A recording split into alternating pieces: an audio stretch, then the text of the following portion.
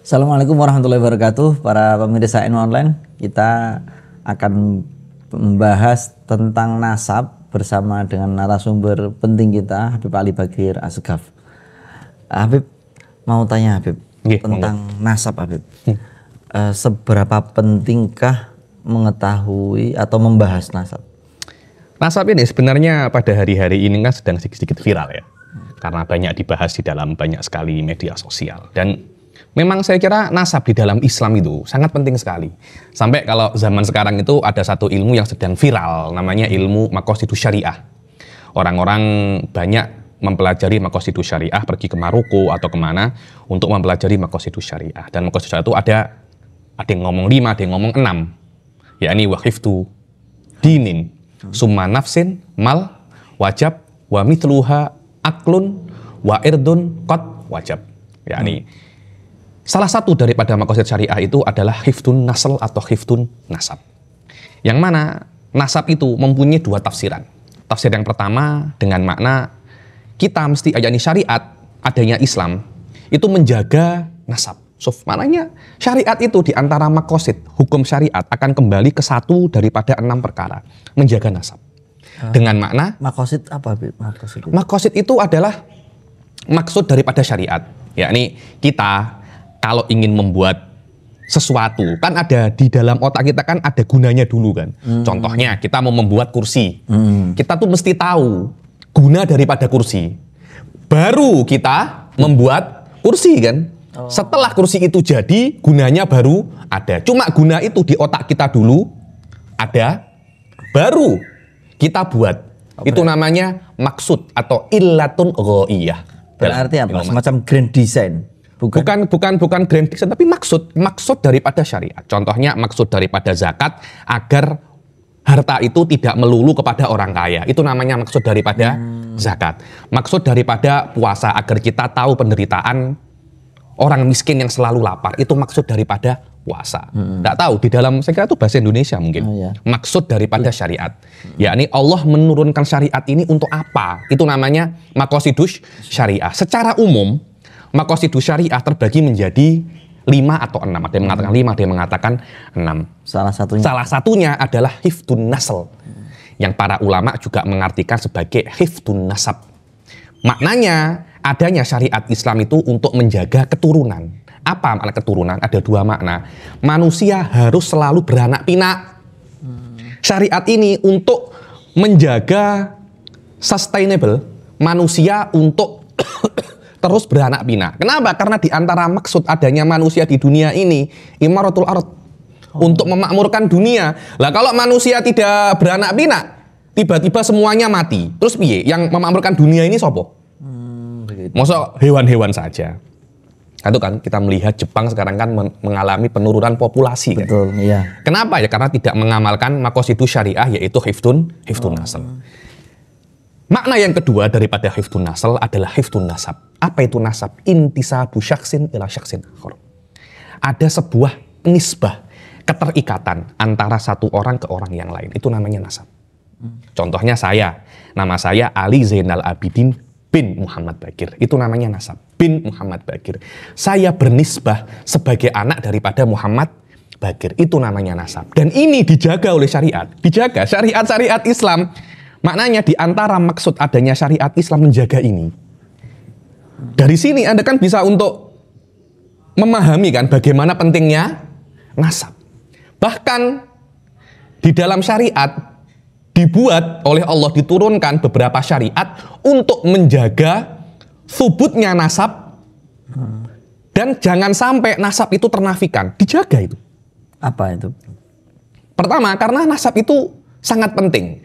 Untuk apa adanya nasab itu? Nasab itu ada. Yang paling penting bukan hanya sebuah nisbat saja. Oh, aku ki anaknya Muhammad Bagir. Bukan itu.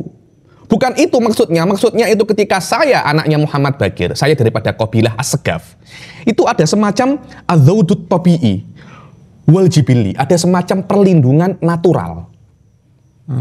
Jadi kalau Anda disakiti, nanti keluarga Anda yang maju kan. Kalau Anda disakiti, Anda misalnya ada Sunan Gelut memukul Anda dan dia lebih besar, Anda pasti ngelapor ayah Anda kan. Tengok anak-anak kecil ketika dia itu bermain. Oh nakal, tak kandakne bapakku loh ya. Kan semacam itu kan. Kenapa? Ya karena bapak itu ada semacam perlindungan. Dan ini yang dimaksud oleh syariat, agar manusia itu terus beranak pinak, dilindungi oleh kabilahnya, dilindungi oleh keluarganya. Sebab itulah ayah wajib untuk menafkahi anaknya. Tapi kan kalau soal sustainable keturunan, Oke. ya kucing sampai sekarang ya masih sustainable, Beb. Tanpa mereka ada punya Bukan hanya itu saja. Bukan hanya keturunan itu harus ada saja. Akan tetapi bagaimana untuk menjaga keberlangsungan keturunan itu. Karena ketika keturunan itu, oh yang penting aku duwe anak. Oke, sekarang setelah anak itu yang menjaga anak ini siapa? Harus ada kan dilindungi kan. Anda tahu kucing berapa banyak kucing-kucing itu mati ditabrak mati ditabrak motor, kemudian ayah membunuh kucingnya sendiri, membunuh anaknya sendiri karena takut kesaingan. Kemudian ada anjing yang mengganggu kucing. Kenapa? Karena tidak ada nasab. Kucing tidak ada nasabnya. Ini kucing ben sopo, kan tidak ada kan. Karena itu seorang ayah kucing tidak melindungi anaknya. Berbeda dengan manusia. Manusia, nasab di antara maksud daripada nasab manusia adzawdut tabi'i wal jibili, ada semacam perlindungan. Dan dulu ini di dalam Arab, di dalam Arab sangat penting sekali. Jadi ini daripada Bani Thaqif, ini daripada Bani Quraisy. Ini penting sekali. Kenapa? Karena kalau ada kejahatan dilakukan oleh Bani Thaqif contohnya. Setelah Bani Thaqif membunuh tidak sengaja, yang membayar bukan pembunuhnya tapi keluarganya. Itu namanya qatul khotok atau syibul amad. Yang membayar bukan pembunuhnya. Kenapa? Karena Anda ini keluarganya. Jangan mentang-mentang kalau ada Bani Thaqif yang hebat, ngaku-ngaku iki lho dulurku. Aku juga podo-podo Bani Thaqif. Tapi lah dia kena musibah ikut andil kok yo tulungan. Itu yang namanya nasab. Ada semacam dzawdut tabi. Keluarga pun semacam itu kan. Keluarga pun Anda menolong keluarga Anda dalam senang dan susah kan. Kalau cuma senang Anda datang, itu bukan keluarga namanya. Itu namanya konco.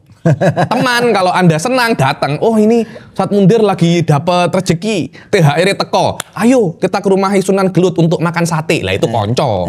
Tapi ki utangnya akeh, gue tak bayar. Konco semacam itu. Wallahu alam, saya tidak pernah jumpa ya. Konco semacam itu, keluarga berbeda. Terus kalau nasab itu kenapa kalau di Islam kok yang diomongin selalu dari jalur laki-laki? Apakah yang perempuan ini mereka nggak guna lagi?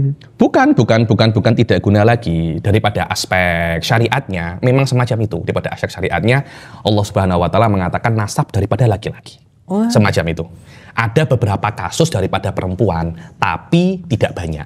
Ada beberapa kasus.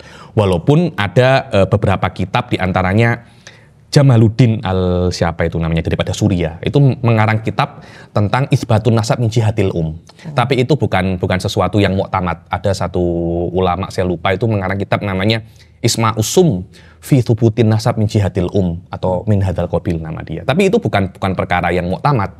Al-mu'tamad dan yang masyhur nasab itu min jihatil ab kecuali beberapa kasus. Kenapa? Karena Anda mesti paham thubutnya nasab daripada jihatul ab itu murni daripada Allah Subhanahu Wa Taala. Di dalam syariat yang diiktibar, yang dilegitimasi hanya nasab min jihatil ab. Contohnya ada satu laki-laki dan satu perempuan itu menikah. Yang laki-laki itu keluarganya dia itu daripada Bani Thaqif, daripada As-Saqafi. Ini daripada keluarga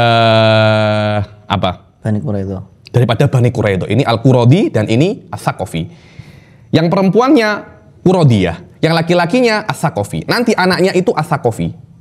Kenapa? Ya karena Allah mengatakan intisab di dalam syariat yang dilegitimasi daripada aspek ayahnya. Itu yang pertama. Yang kedua, kalau Anda melihat anak itu, perempuan itu hanya memproses spermanya laki-laki.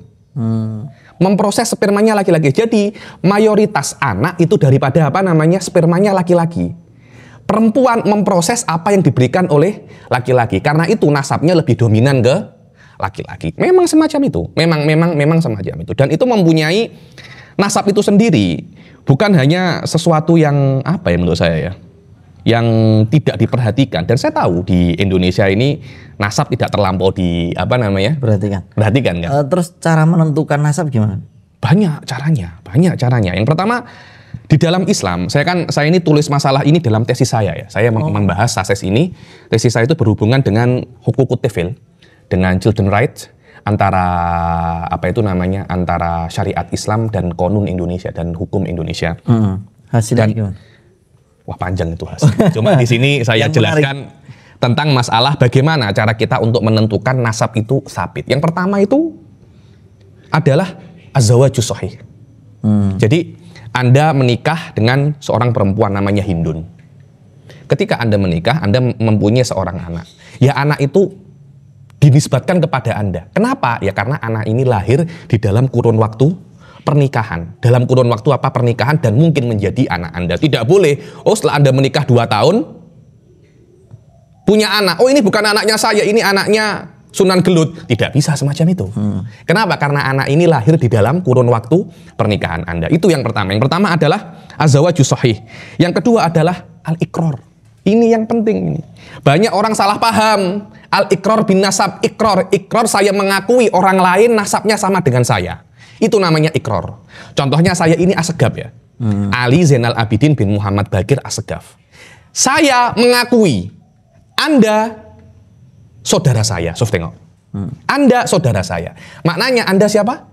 Mundir bin Abdul Jamal. Salah. Nama Anda Mundir bin Bakir Assegaf. Jadi saya diperbolehkan untuk mengakui orang lain nasabnya sama dengan saya atau dia anak saya dengan syarat-syarat tertentu. Di dalam minhaj ada bab khas namanya al-iqrar bin nasab. Di babul iqrar Anda lihat. Al-iqrar ada ya, ini kadangkala Anda mengakui nasabnya orang kepada Anda atau kepada ayah Anda. Semuanya ada syaratnya dan itu diperbolehkan. Diperbolehkan iqrar. Yang ketiga, bayinah. Bayinah itu adalah saksi, bahwasanya nanti tiba-tiba ada saksi Sunan Gelut membawa 2 saksi. Saya adalah anaknya Habib Bagir. Maknanya saya, siapa nama Anda?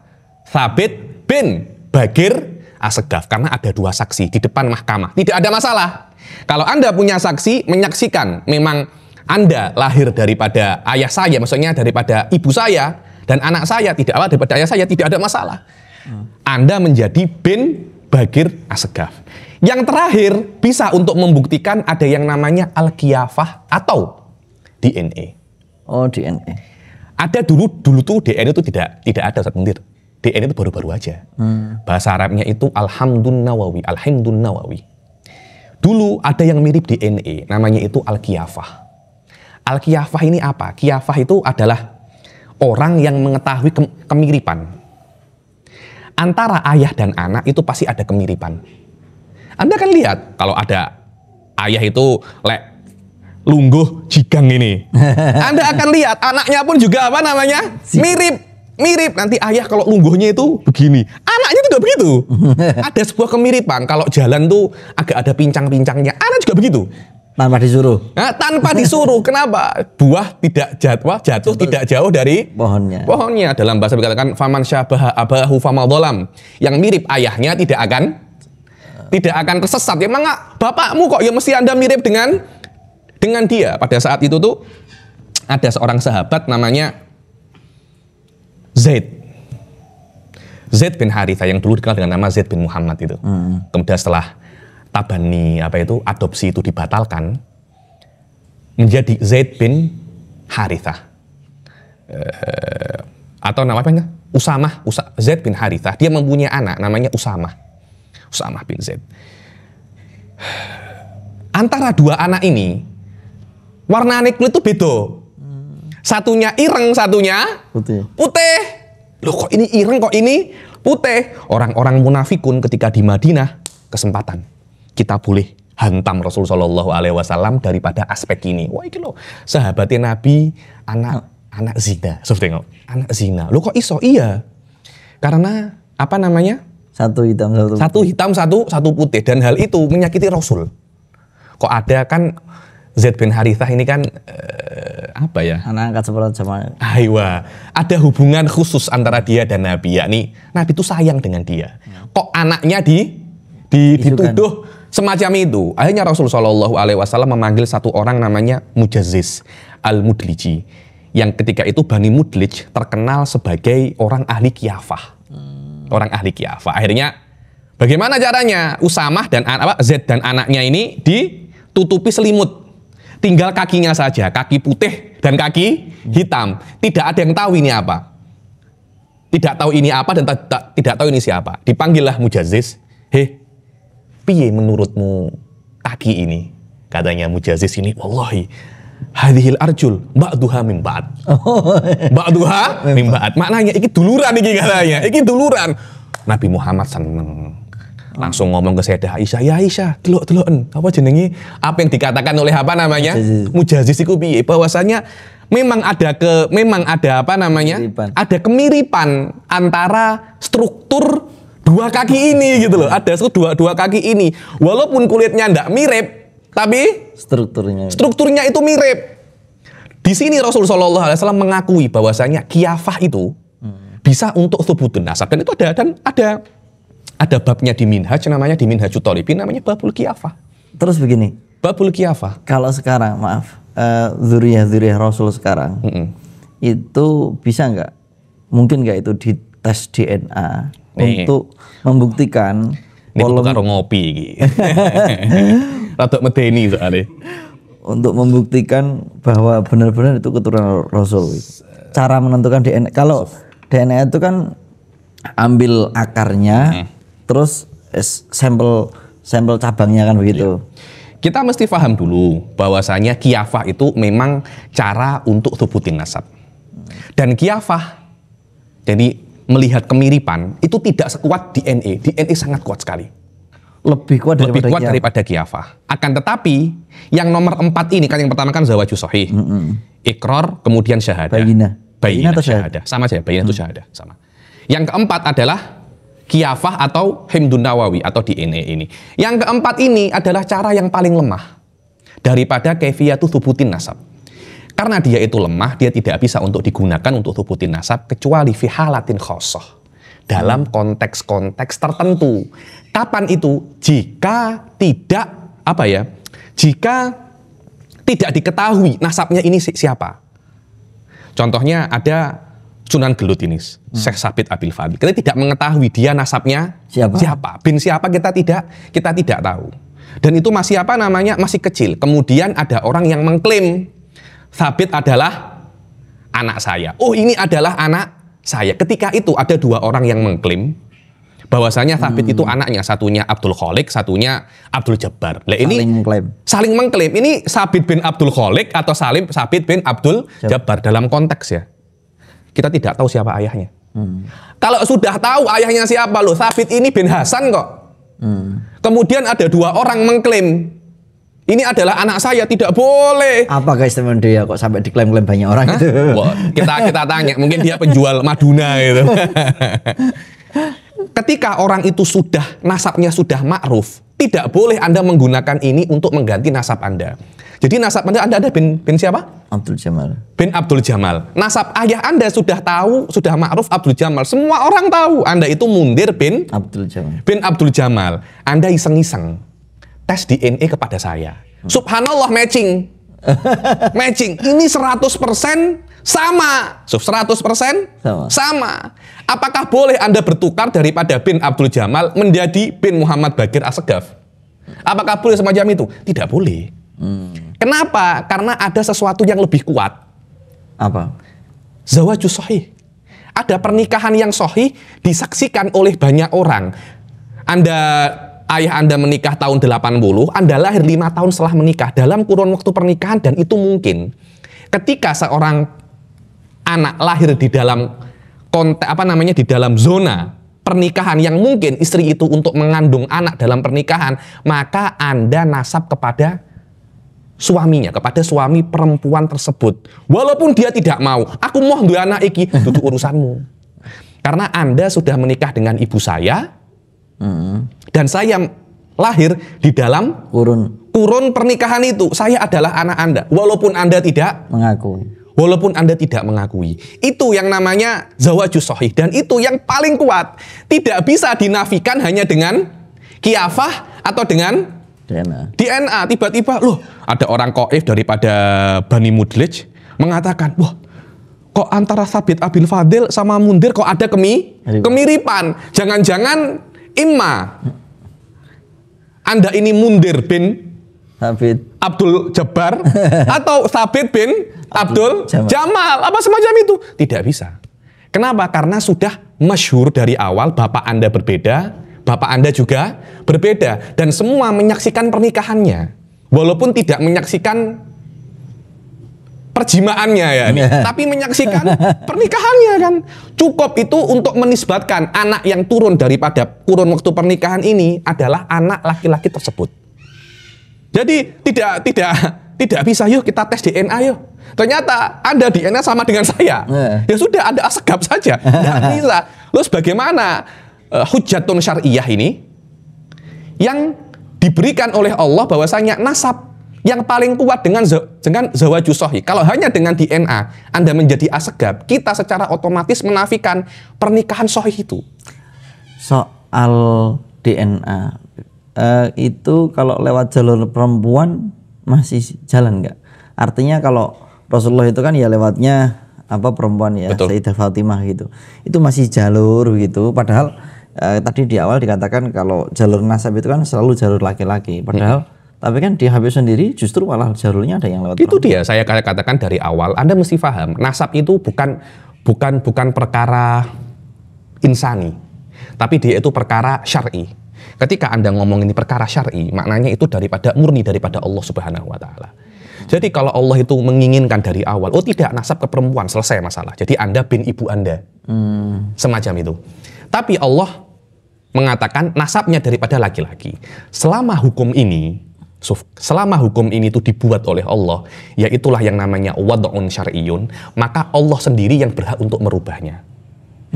Khusus untuk keturunan Nabi, ada beberapa hadis, Fatimah bud'atun minni, menunjukkan bahwasanya khusus untuk anak Nabi, itu yang perempuan nasabnya sama seperti laki-laki. Maknanya kepada Sayyidah Fatimah akan menyambung kepada Rasul Shallallahu Alaihi Wasallam. Seperti hukumnya dalam Sayyidah Fatimah itu seperti Sayyidah Fatimah itu anak laki-laki. Khususnya semacam ini tidak ada masalah. Kenapa? Karena memang ini adalah hukum syar'i, yang hukum syar'i itu murni daripada iradah Allah Subhanahu Wa Taala. Seperti Nabi mempunyai syariat-syariat yang khusus. Nabi itu ya wajib tahajud. Dia boleh untuk menikah lebih daripada 4. Begitu pula Nabi mempunyai khususiyah bahwasanya anak perempuannya, khusus Sayyidah Fatimah, nasabnya seperti nyambung kepada Rasul Shallallahu Alaihi Wasallam. Dan juga yang nasabnya kepada Sayyidah Fatimah mempunyai syariat khas. Kita mengetahui Bani Hashim dan Bani Muttalib, yakni Bani Hashim khususan secara muttafaq alaihi, yakni bainal madhahib alal aqal Imam Malik, mempunyai syariat khas. Tidak boleh menerima zakat. Itu kenapa? Itu semuanya adalah khususiyah daripada syariat. Yang mana syariat ini bukan kita yang bukan kita yang membuat, bukan. Kita ini hanya objek daripada syariat Allah. Kita hanya objek daripada syariat, dan kita diwajibkan untuk ittiba itu gitu loh. Terus kalau misalnya ada penemuan nasab, dulu itu kan banyak habaib yang konon mastur atau menyembunyikan diri di masa Belanda.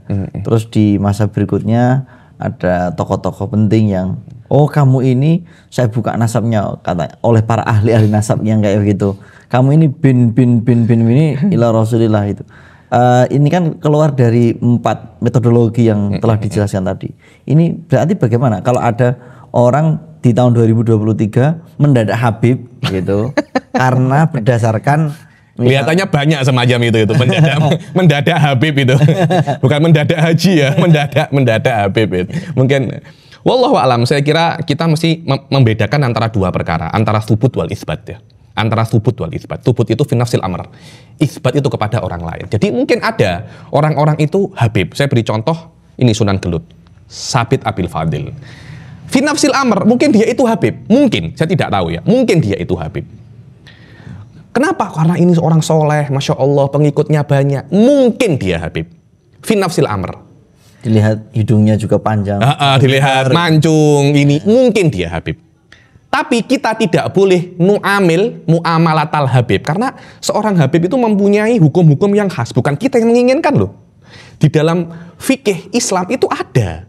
Jadi dalam masalah kafaah, di dalam masalah zakat, bahkan di dalam masalah politik itu pun ada. Dalam masalah politik itu ada hukum-hukum khas. Di dalam masalah khumusul khumus dulu di zaman syariat Islam masih ada. Perang. Apa? Harta rampasan perang itu habaib mendapatkan bagian, bukan habaib ya, keturunan Rasul mendapatkan bagian, tidak mesti habaib ya. Habaib itu sebagian daripada keturunan Rasul. Maknanya ada beberapa kewajiban dan hak yang khusus bagi keturunan Rasul yang tidak ada bagi orang-orang yang lain. Dan itu adalah keinginan Allah untuk para keturunan Rasul. Kenapa? Itu kenatanya Allah Subhanahu wa taala langsung. Kita ini bukan menginginkan semacam itu. Ini adalah objek. Kita ini adalah objek hukum daripada Allah. Semacam itu. Di dalam masalah thubut, kita mungkin bisa untuk mengatakan, oh Kiai Fulan itu Habib. Oh keturunan Sunan Fulan itu Habib. Thabit Abil Fadil itu Habib. Fi nafsil amr.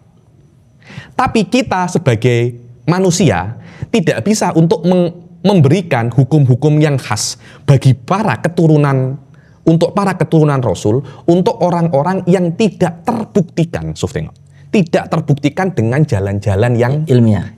Tidak bisa. Tidak bisa. Dan ini adalah syariat Islam. Walaupun lewatnya mukasyafah. Tidak bisa. Mukasyafah tidak bisa dijadikan dalil. Saya mimpi ternyata Said Abil Fadil itu asegab. Tidak bisa. Habib Sabit Abil Fadil asegab. Tidak bisa. Kenapa? Loh saya mimpi kok, saya wali. Tidak bisa. Karena mimpi, saya kasyaf kok. Ditelok kasyaf, ada lagi saya pernah dengali ambune iki ambu-ambu Habib iki.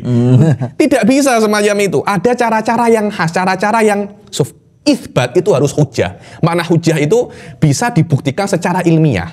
Secara ilmiah itu ya imma kembali kepada his, kepada akal atau khobarus shodiq. Satu dari tiga perkara ini. Kalau Anda melihat di dalam Robitoh Alawiyah, cara itsbatun nasab sudah sangat hebat sekali. Sangat hebat sekali. Akan kembali ke satu pada tiga perkara ini. Saya ingin Thabit Abil Fadil ini menjadi asegab. Itu saya ingin. Akan tetapi kalau Anda memang ingin menjadi asegab, silahkan datanglah Anda apply. Anda login. Ada caranya login, seperti Anda masuk Islam, ada asyhadu alla ilaha illallah wa asyhadu anna muhammadar rasulullah. Ketika Anda bukan muslim, walaupun Anda percaya Allah, saya tidak boleh memperlakukan Anda sebagai seorang muslim ya. Loh, jadi di dalam hati saya sudah beriman. Mudah kok. Ngomong ke saya asyhadu alla ilaha illallah wa asyhadu anna muhammadar Rasulullah. Ketika itu saya akan perlakukan Anda sebagai seorang muslim. Seorang muslim mempunyai hak yang khusus ya. Anda boleh menikah dengan muslimah ya. Kalau mati dirawat sebagai seorang muslim, dikuburkan di pemakaman muslim, boleh didoakan, boleh dikirimi yasin. Non muslim nggak boleh. Tidak boleh. Loh, saya ini percaya Allah loh.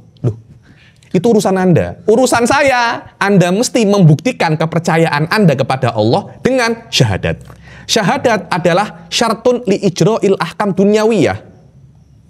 Fi nafsil amr, Anda muslim, bukan urusan saya itu urusannya Anda dan Allah itu. Saya kira di sinilah khilaf antara Islamnya Abu Thalib atau tidak. Apakah Abu Thalib itu muslim atau tidak? Tengok, dia tidak bersyahadat. Tapi dia meyakini dia meyakini kenabian Nabi Muhammad dan Allah itu adalah Tuhan. Apakah itu cukup untuk menjadi seorang muslim? Cukup. Tapi apakah itu cukup untuk memperlakukan dia sebagai seorang muslim? Tidak cukup. Berarti begini. Sama ketika saya ingin mengatakan Syekh Sabit Abil Fadil ini asegab atau alidrus atau al-habsi, tidak bisa semacam itu kecuali Anda datang ke ada cara yang resmi dalam Robitoh Alawiyah itu. Anda login ke sana. Anda Anda apply. Ini ayah saya, ini. Matching enggak dengan apa yang ada di Anda? Oh, tidak matching. Maknanya kami tidak bisa untuk memberikan Anda gelar Habib, gelar Sayyid. Anda Sayyid atau tidak, wallahu a'lam. Tapi kami tidak akan memberikan stempel itu. Legitimasi, karena legitimasi daripada kami itu untuk ahkam duniawiyah. Misalnya Untuk ahkam dunia, jadi Anda diperlakukan sebagai seorang Habib. Anda itu sebagai keturunan Rasul, Anda tidak berhak menerima zakat. Kafaahnya semacam mana? Semacam itu. Wallahu alam. berarti kalau ada orang masuk Islam di dalam kamar, dia bersyahadat fi nafsil amri, dia diterima oleh Allah. Dia oleh Allah, dia akan masuk surga. Maksudnya, tapi tetangganya Nggak mau boleh. dia mati ya Nggak boleh dimandikan. Mau dimandikan. Nggak tahu. Oh, dia mau disolati? Nggak boleh, karena dia tidak mengetahui keislaman Iya. orang ini. Pentingnya mendeklar kayak begitu ya. Ya iya toh. Karena itu kan kita itu kena menghukumi dengan doahir, bukan dengan saroir. Wallah yahkumu bisar. Nahkumu bidzawair. Wajib itu. Wajib kita dengan doahir. Karena yang bisa menghukumi saroir itu hanya Allah dan Nabi. Kalau Anda menghukumi dengan saroir, ya ima Anda Allah, ya ima Anda Nabi.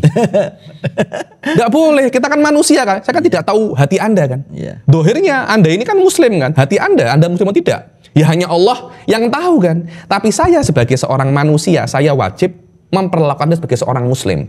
Kurang dalil apa Anda itu muslim? Nggih kopiah, ireng, gawe sarung. Namanya saja Muhammad Mundir. Masa saya mau tanya, Anda muslim nggak? Ya kan nggak elok kan semacam itu kan. Saya kena menghukumi Anda dengan dohir Anda, dengan atribut Anda.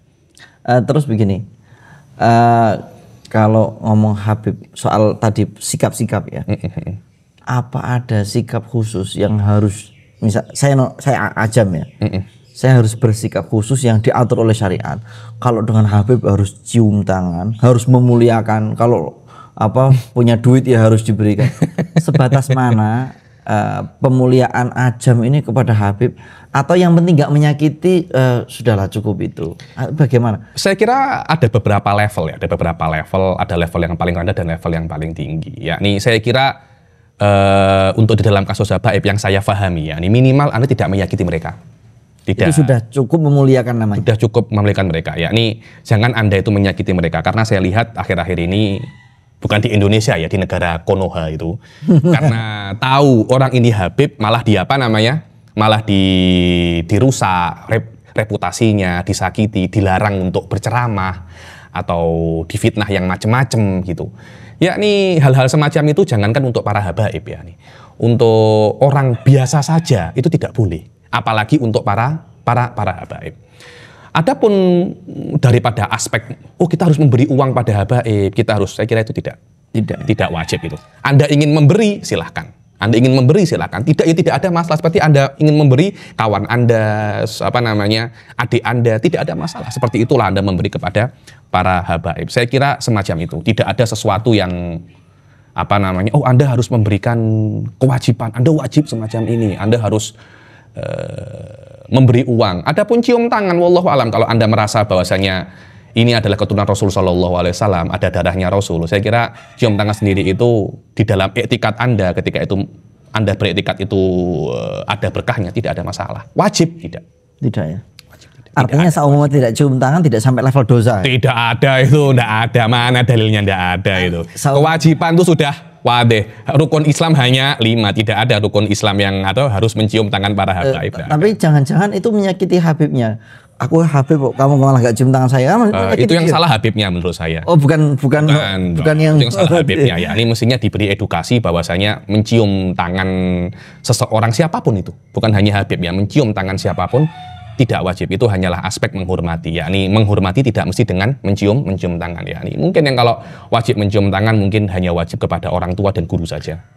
Kan ada orang yang tadi dalam konteks tidak menyakiti itu, orang-orang ajam itu banyak yang takut jangan-jangan kalau tidak disobio-sobio, tidak dicium tangan, tidak di sini, jadi dia sakit sehingga malati gitu. Itu gimana? Enggak ya. Saya kira enggak sampai semacam itu. Itu menurut saya karena husnudonnya orang-orang terhadap para habaib, dan itu sangat bagus sekali ya.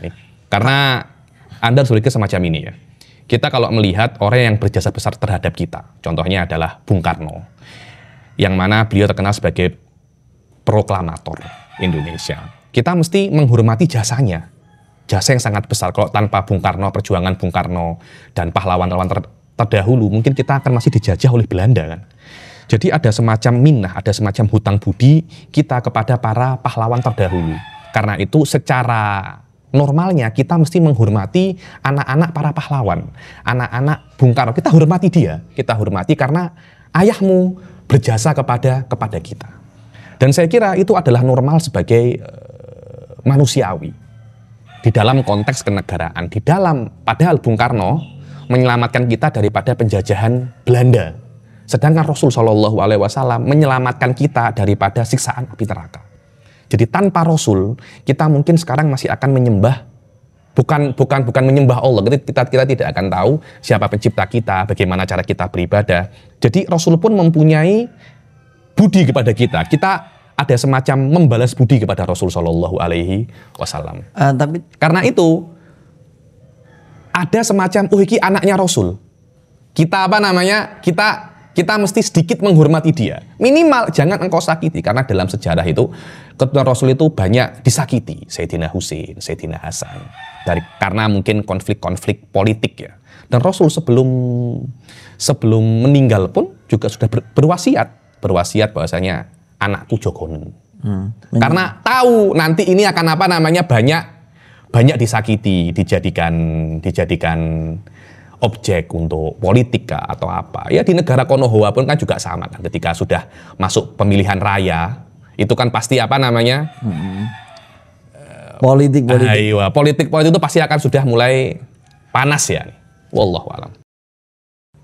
Terima kasih Habib penjelasannya tentang Boten bahaya nggih. Ya, insyaallah aman. Terima kasih para pemirsa. Assalamualaikum warahmatullahi wabarakatuh.